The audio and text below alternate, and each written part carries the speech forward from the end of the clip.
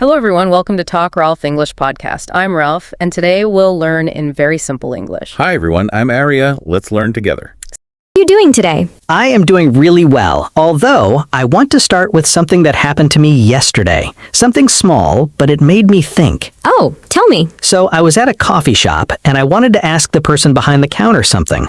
I wanted to know if they had oat milk. Simple enough. Very simple. Except I stood there for about 10 seconds thinking, how do I ask this?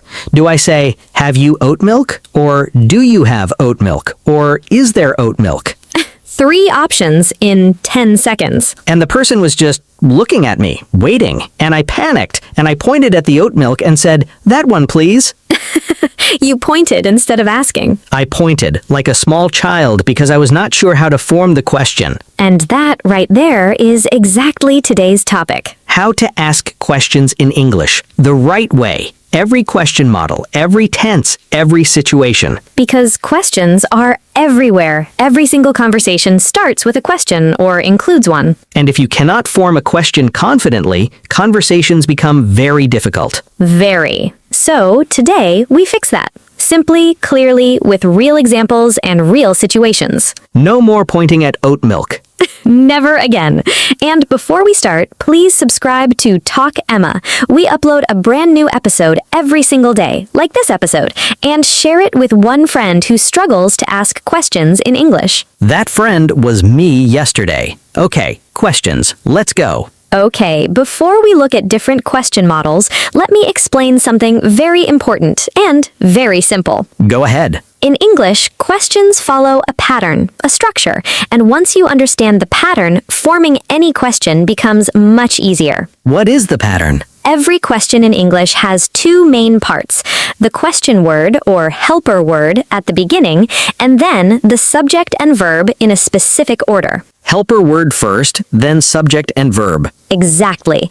And the helper word changes depending on the tense, the time, the situation. So different tenses, different helper words. Yes, and today we are going to look at 6 main question models, one by one, simply, clearly. With real examples, real situations. Always. Okay, model number 1. Model 1, do and does questions. For present simple, for habits, for facts, for things that are always true. You say, do you like coffee? Do you speak English? Do they live near here? Does she work here? Does he play football? Does it rain a lot here? Do for I, you, we, they.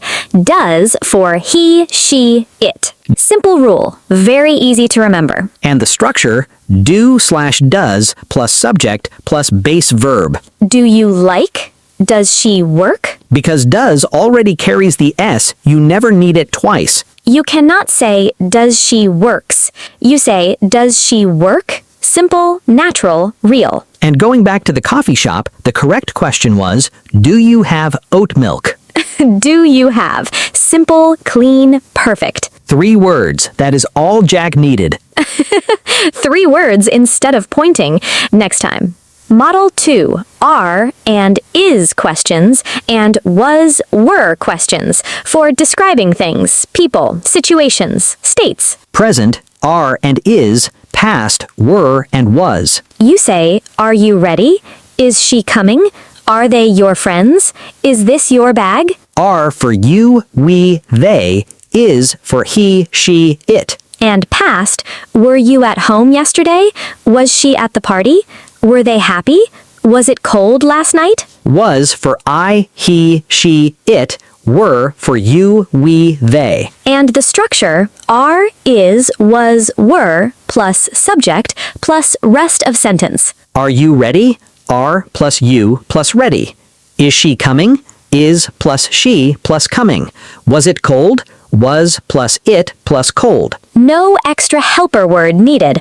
Are, is, was, were, they do everything themselves. And answers, yes I am. No she isn't. Yes they were. No it wasn't. Let me tell you about something funny. My friend Marco, he's Italian, beautiful English, but he always forgot to flip the word order in questions. What do you mean? Instead of, "Are you ready?" he used to say, "You are ready." Without flipping the order. Exactly. And people understood him, but it sounded like a statement, not a question. In English, to make it a question, you must flip. The helper word comes first. You are ready. Statement. I'm telling you something.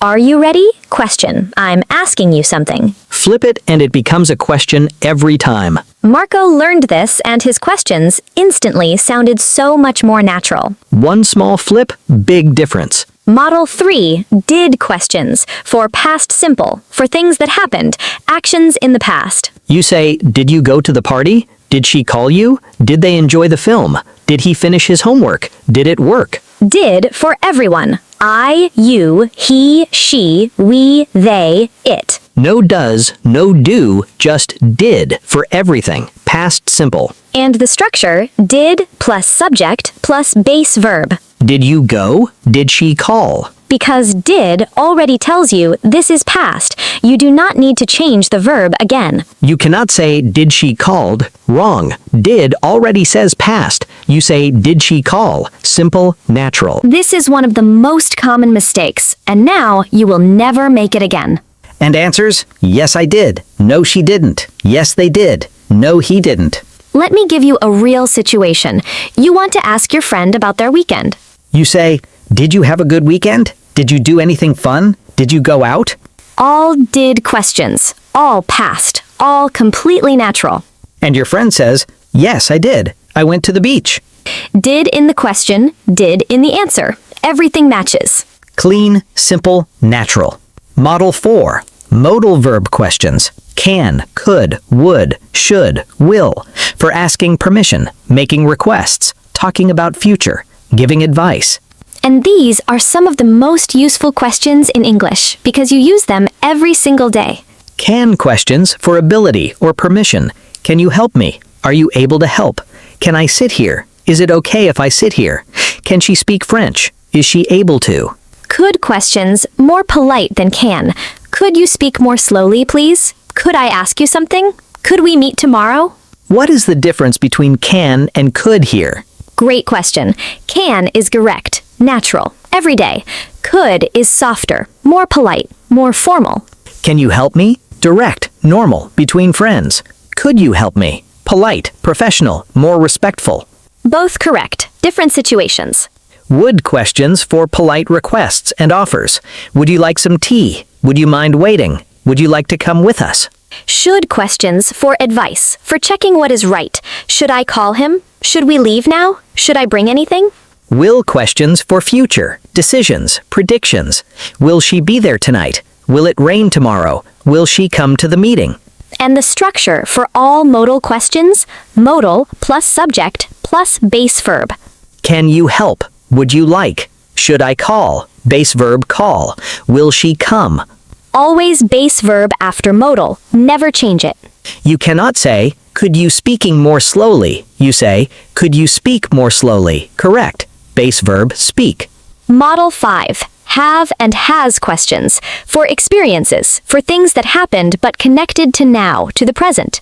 And this model is one of the most beautiful in English because it connects the past to right now. You say, have you ever been to Japan? Have you finished your homework? Have they arrived yet? Has she ever tried sushi? Has he called you? Has it stopped raining? Have for I, you, we, they. Has for he, she, it. Same rule as do and does, just different tense, different time. And the structure, have, has, plus subject, plus past participle. What is a past participle? A past participle is the third form of a verb, like go, went, gone. Gone is the past participle. Eat, ate, eaten. Eaten is the past participle. See, saw, seen. Seen is the past participle. So you say, have you seen this film? Not saw, seen. Correct. Has she eaten yet? Not ate, eaten. Correct. Have they gone home? Not went, gone. Correct. Have, has, plus subject, plus third form of verb. Always. And have and has questions often come with special words. Ever, yet, already, just. Ever for experiences, things you did or did not do in your life. Have you ever tried Japanese food? Has she ever been to London? Yet for things expected to happen. Did they happen or not? Have you finished yet? Has he arrived yet? Already for things that happened sooner than expected. Have you already eaten? Has she already left? Just for things that happened very recently, a short time ago. Have you just arrived? Has he just called? 4 special words. Ever, yet, already, just. All very common with have and has questions. And answers, yes, I have. No, I haven't. Yes, she has. No, he hasn't. Short, clean, natural. And one very important difference between have and has questions and did questions. What difference? Did questions for specific, finished past moments, a specific time. Have has questions for experiences without a specific time. Did you go to Japan last year? Specific time. Last year. Did. Have you ever been to Japan? No specific time. Just in your life. Have. Did you eat breakfast this morning? Specific time. This morning. Did. Have you eaten today? No specific time. Just today generally. Have. Same topic, different feeling, different model. And once you feel that difference, choosing between did and have becomes natural. Automatic, like everything else we learned today. And now, the most requested model, the one a special subscriber asked for. WH questions. WH questions, because these give you the richest conversations, the most information, the most natural-sounding English. Because yes-no questions give you one answer. Do you like coffee? Yes or no? But WH questions open everything up. What do you like to drink in the morning? Now the person tells you everything. And the WH family. What for things, objects, ideas. What are you doing? What did you eat? What do you want? Where for places, locations. Where do you live? Where did you go? Where are you from? When for time, days, moments. When does the film start? When did you arrive? When will you be ready? Who for people. Who is that? Who did you meet? Who should I call? Why for reasons, explanations. Why are you late? Why did you leave? Why do you like English? How for manner, way, condition. How are you? How did you do that? How do you spell that? Which for choices, options. Which one do you prefer? Which bag is yours? Which day works for you? Whose for possession. Who owns something? Whose bag is this? Whose turn is it? 8 WH words, all different, all powerful, all yours. And the structure, WH word plus helper word plus subject plus verb. Where do you live? What did she say? When will you come? Why are they late? WH word first, then the question model we already learned. So, WH questions are not a completely new model. They just add a question word at the beginning of the models we already know. Oh, that is actually very simple when you explain it like that. That is the key. WH questions are not scary. They are just model 1, 2, 3, or 4 with a question word at the front. Do you like coffee? Model 1. What do you like? WH plus model 1. Same structure underneath, just a question word added. Why did nobody explain it like this before? That's what Talk Emma is for. Now, one very important thing. How has special combinations. How much, how many, how long, how often, how far. These are so useful in daily conversation. How much for uncountable things. Price, amount. How much does this cost? How much water do you drink? How many for countable things, numbers. How many people are coming? How many cups of coffee do you have a day? Emma, what is the difference between much and many? Great question. Much for things you cannot count. Water, money, time, sugar. Many for things you can count. People, cups, books, days. How much water? You cannot count water. Much. How many glasses? You can count glasses. Many. Exactly. And how long for time or distance. How long have you been learning English? How long does it take to get there? How often for frequency? How many times? How often do you exercise? How often does she call you? Excellent. And how far for distance? How far is the station? How far did you walk? 5 how combinations, all extremely useful, all used every single day. Now, let's do one complete natural conversation using all 6 question models, the way real people actually talk. Perfect. Two friends catching up after not seeing each other for a while. Jack, how are you? It has been so long. I know. I am great, thank you. How long has it been? At least 3 months, I think. Where have you been? I was traveling, actually. Did you know I went to Japan? No way. When did you go? 2 months ago. I was there for 3 weeks. How many cities did you visit? 5. Tokyo, Kyoto, Osaka, Hiroshima, and Nara. Wow. Which one was your favorite? Kyoto, without question. Have you ever been to Japan? No, but I would love to go. How much does it cost to fly there? It depends. Could you be flexible with dates? That helps a lot with prices. I think so. Should I book early? Absolutely. Will you go alone or with someone? Probably with my sister. How far is Kyoto from Tokyo? About 2.5 hours by bullet train. It is incredible. I'm definitely going.